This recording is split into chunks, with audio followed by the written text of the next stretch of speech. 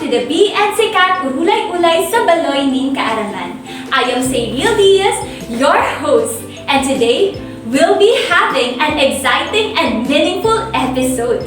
Sa episode na ito, we'll be shining the spotlight on two outstanding individuals, the newly crowned Mr. and Miss CDE 2025. Today's conversation goes beyond the pageant stage as we explore the inner workings of their experience, what inspired them to join, the challenges they faced, and the powerful lessons they gained along the way.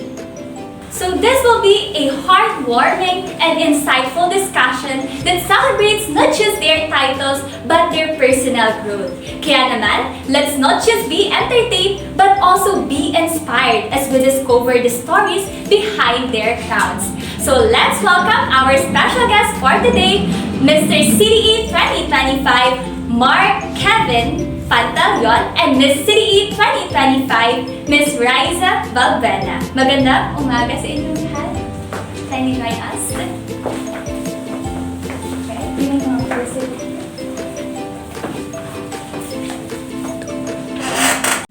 Alright, so magandang umaga sa inyong dalawa.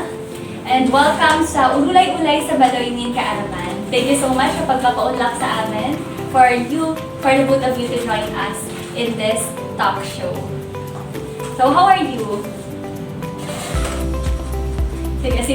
Si Raisa, si Miss Raisa, how are you today? Okay lang naman po. Feeling great naman po. Kahit mainit sa labas.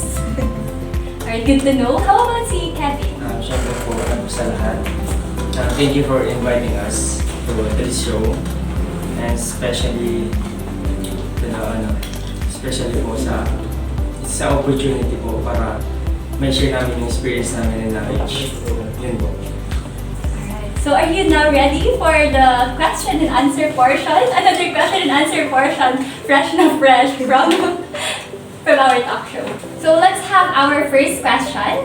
Can you share with us what initially inspired you to join the Mr. and Miss CDE 2025? Let's start first with Miss Raisa.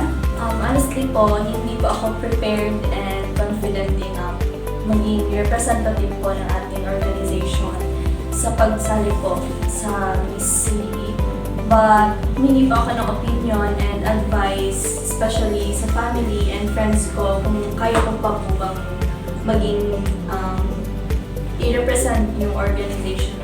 And they said that kaya ko naman po and baka may chance na makuha ko po yung title. So, yun po yung nag-push sa akin and nag-encourage na sumali po. Amazing kasi may mga tao sa paligid mo na supportive talaga. So, how about you, Mr. Kevin? To be honest po, hindi ko po talaga fashion na sumali sa mga ganyang pageants. But, to my same organization, which is Danito Oregon, they inspired me to join, syempre. So, dahil sa rason na yun, nandito ako. And for that, wala sila kung wala ako. Eh, mali! Wala ako kung wala sila. Yun po, yun. So, based sa mga answers nyo, like, si Liza, maybe, tapos, based sa mga answers nyo on our question, parang it's your first time na mag-join ng pageant. Am I right? Yes po, yes po.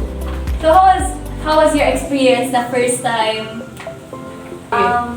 Being a first-timer po sa pagsali ng pageant, wala po kaming idea kung paano yun magdadrive and kung ano yung may experience namin throughout the pageant po. And especially po nung sa preparation po. So, nagtatanong-tanong kami sa mga nakasali na kung ano yung mga ginawa nila and yung mga pag-prepare na ginawa nila bago yung pageant. So, nakaka-panibago po yung experience. How about you? Para naman po sa akin, syempre, hindi prepared kasi for financial. Kasi lahat ng candidates or sumasali sa mga pageants is kailangan is financial. So, una po pa lang, sinabihan ko na po sila na kung financial lang po ang pag-uusapan, hindi na po ako sasali. But with that, i-grab na po nila or sila na po yung mga gumastos po sa lahat. Which is, okay lang po with that. yun po, naging okay naman, naging smooth naman po yung nangyari. Dahil po sa Amazing naman yung first experience niyo ng pageant, tapos title agad. Congratulations talaga. So, now, another question is, how did you prepare mentally, emotionally, and physically for the competition? Kasi yun talaga yung mga piniprepare natin. So, Miss Riza? So, sa pag-prepare po nun, mentally, emotionally, and physically, mixed emotions po yung na-feel ko. Especially yung first timer po ako and never pa rin po ako sumali sa pageant. With regards of mentally and emotionally po, kinakabahan and may self-doubt din po akong naramdaman kasi nasa isip ko po nun baka hindi ko po makuha yung title or baka may, kung hindi naman po title na makuha ko, baka wala po akong maigawing award. So yun po, especially po sa Q&A portion. So iniisip ko po agad na baka hindi po ako makasagot ng maayos. So mapahiya po ako dun sa stage. So ganun po. And sa physically naman po, wala naman po. Yung pag-prepare ko lang po is doon po sa pagrampa. Kasi hindi po ako sanay magsuot ng heels.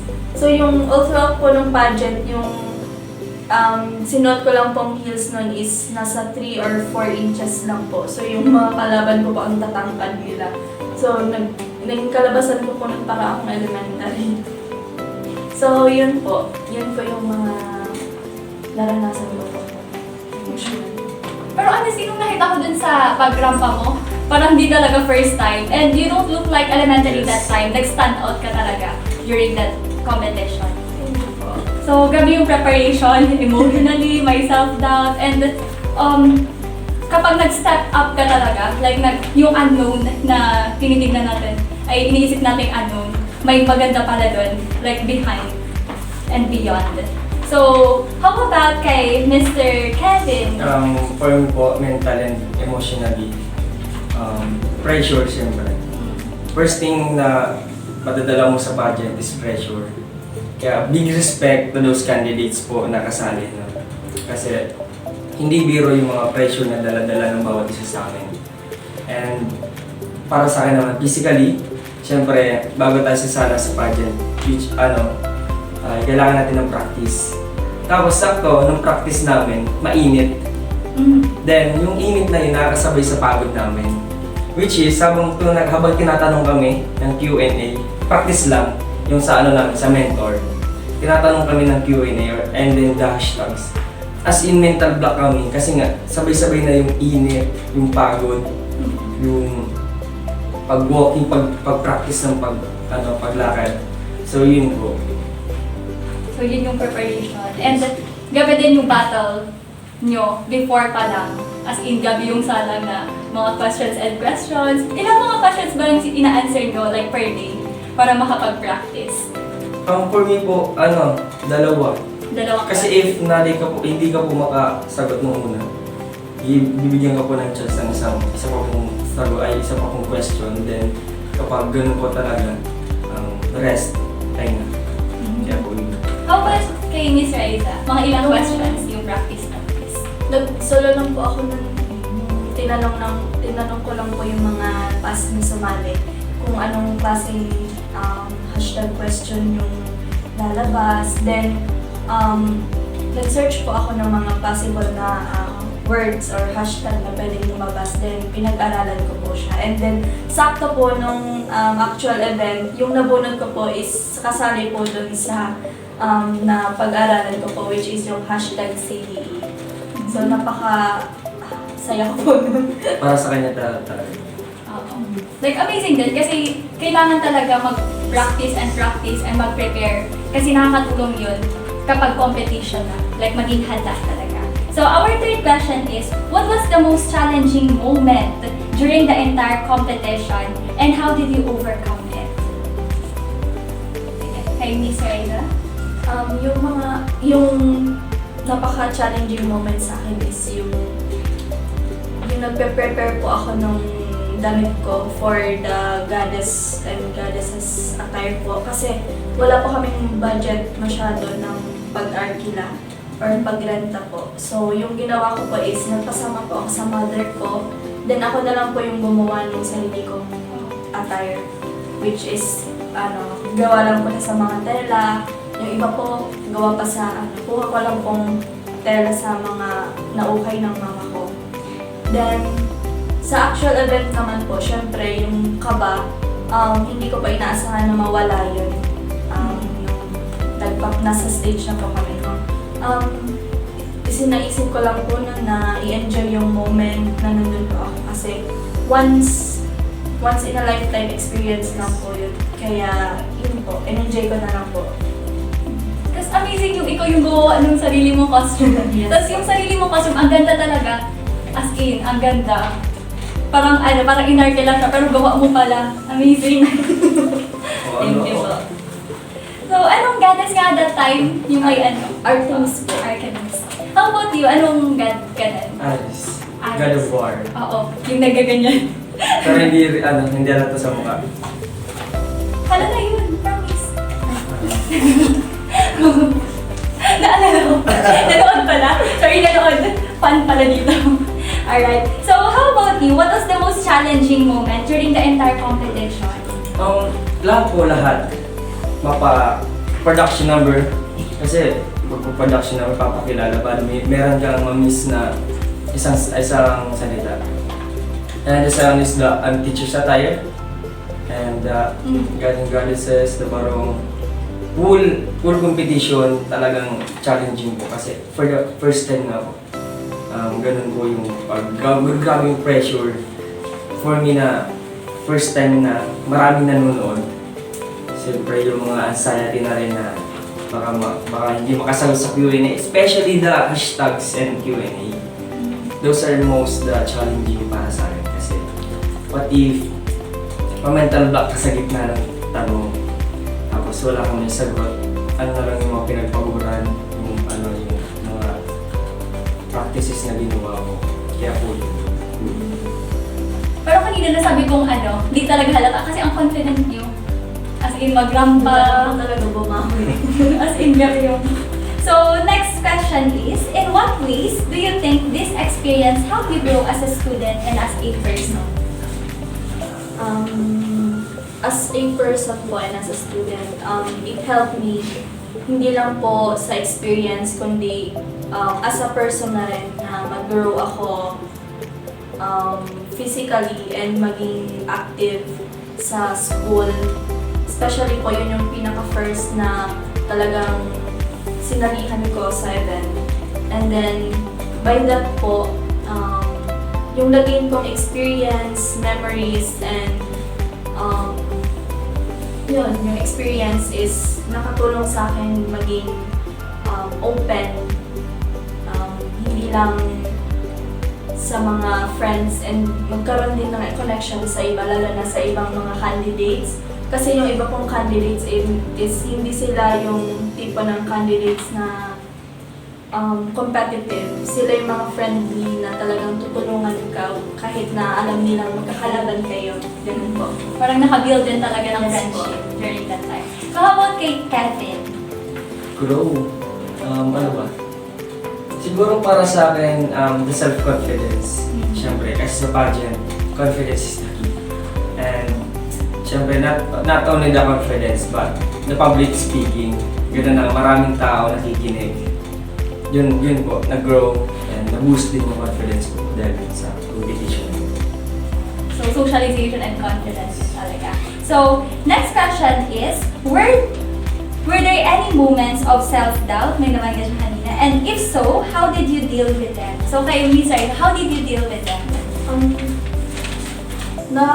Yung main coping mechanism ko with my self-doubt is syempre, firstly, yung support and encouragement ng friends, ng family ko, and then yung mga taong sumusuport na which within our organization po is nakita ko po talaga na habang nasa taas ako ng stage, nakikita ko yung support and especially dun po sa advisor natin, talagang nung in-announce nila na ako yung winner, yung number ko yung tinawag which is yung title.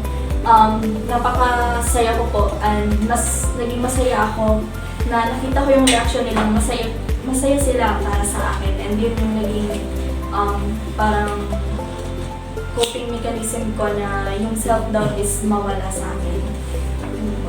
So, how about kay Mr. Calvin? Always doubt sa sarili. Kasi baka hindi ko ma-reach yung expectation nila. Especially dun sa mentor ko na sabi niya, top 3, okay na. Diba? Kumbaga makapasok ako sa top 3, okay na to. But, with the na pinunta ko dito, na-achieve ko to, so that na-reach ko na yung expectation. So, that's the common doubt na sarili ko. Pero na ano mo talaga, beyond pa dun sa expectation na ay top 3. Pero nag-title talaga. So, next question is, what role did your family, friends, and classmates play in the success? Or palitan na itong classmate, yung organization. Kasi per organization, di ba? So they play a huge role po in making the unexpected victories within this competition. Kasi po, hindi ko po in-expect na makakasali ako sa top 3, and especially hindi ko pa in-expect na makuha ko yung title. And naging malaking role and part sila ng success na yun kasi sila yung nag-push sa akin na tumuloy and maging representative ako ng organization. And kung hindi dahil sa kanila, hindi ko malalaman na kaya kong mag-step out sa comfort zone ko. Amazing. So, nakatulong talaga yung lahat ng tao sa paligid mo. So, how about kay Mr. Kevin? For me, syempre, number one support, the solid support is the family. So, nalaman nila na kasali ako. Kung wala, natawa sila kasi hindi talaga ako sumasali sa mga ganyang competitions. And syempre sa mga friends and organization, they boost my confidence kasi habang nasa backstage kami, nililibang nila ako. Yung kumakanta na sila, yung talagang tinatanggal niya yung pressure. And with that, they boost my confidence. So as of, naging okay naman yung show, naging okay naman yung buong show. Yan po. So, parang naano sa inyo na natutunan ka din at some point na it's not too late to try something new. Yes. Na kapag nag-go out tayo sa comfort zone natin, tapos nag-try tayo ng something different na talaga sa ginagawa natin, malay natin, like, may best thing pa pala na mangyari sa atin. So, our next question is, what lessons have you learned about yourself throughout this experience that you think others can learn from you? Ang natutunan ko po, which is experience ko is, yun nga po, mag-step out of our comfort zone and hindi tayo manatili doon sa kung ano lang yung alam natin, kaya natin. So mag-try din tayo ng new things and experience na magpapaboost ng confidence natin, self-esteem, and connection within other people. Hindi lang naman po crown yung labanan doon and yung makukuhang reward. And yung masasabi ko po, real reward na makukuha doon is yung learnings, yung new experience and memories dahil once in a lifetime lang po yun na-experience sa college journey po natin. So, how about kayo, Mr. Kevin? Para sa akin, lesson is never doubt yourself, syempre. Always believe in yourself. Kasi maraming naniniwala sa iyo, especially nung competition, maraming naniniwala sa iyo na kaya mo. So dahil dun, yun mo, never doubt yourself. Kasi hindi mo alam, your personality will shine. And for our last question, what advice would you give to future candidates who dream of wearing the same crown someday? Yung may advice ko lang po sa mga future na magiging representative ng organization namin and also sa ibang organization is believe in yourself lang and don't limit yourself to do other things kasi hindi mo malalaman kung ano yung mangyayari kung hindi mo iti-take yung risk. So always take the risk sa lahat ng opportunity kasi isang beses lang yung mangyayari sa buhay mo. So thank you for that. How about kay Mr. Jackson? Advice? Ano ba? Maraming sumali. Nakakaba. Joke lang. Siyempre, para sa akin, enjoy. Enjoy the experience, no? Remember to have fun and cherish those memories and opportunities. Kasi, yun nga, minsan lang yung dumating. And, pinakamahalaga sa akin is, sabi nga ni Ms. Reza, believe in yourself. Kasi sa pageant, confidence is the key. Yun. Ang ganda ng mga answers niyo. Papadyok talaga. Practice. Pero ang ganda rin talaga na like kailangan mag-believe tayo sa sarili natin na we should not limit ourselves. Ang gaganda ng mga advice na ibinigay ninyo. So for the future candidates na magpa-participate din sa Mr. and Miss CDE. So, yeah. Thank you so much sa pieces of advice that you've shared sa mga future na magiging Mr. and Miss CDE 2026, right? Yes, Next year, mag-ano na kayo, maglilipat ng crown. So, I hope na madaming natutunan yung mga audience natin dyan. If you have something na natutunan, you can comment it down below in our comment section and let's share those. Yes. Ayun, tuwa sila. Yes. Thank you so much for participating, Mr. Thank you po, CDE thank you 2025 po. and Miss CDE 2025. Sobrang ang dami namin natutunan sa inyo. And I know na even our viewers, sobrang dami din na natutunan sa inyo. So now, before we end, we would like to present your certificate of appreciation. May I read the citation? Republic of the Philippines, Central Bicol State University of Agriculture, Calabanga, Pasacao, Ilisipapat. Certificate of commendation is hereby given to for imparting her invaluable insights, experiences, and expertise as resource speaker on Inside the Spotlight, Riza and Kevin's journey in Mr. and Miss CDE 2025 episode of the BEd Sikat program, Ulay-Ulay sa Baloy ng Kaaraman, held at the CITL studio, given this 3rd day of June 2025 at the Central Bicol State University of Agriculture, San Jose Pili, Camarines Sur. Signed, LP Advisor, Mr. Christopher D. Dister. Our CDE Dean, Ms. Melinda Paravan, and the Chairperson of the EEP, Ms. Karen B. Perez. So this certificate of commendation is hereby given to Riza S. Balbuena. Alright, so another certificate of commendation is hereby given to Mr. Mark Kevin B. Pantalyon.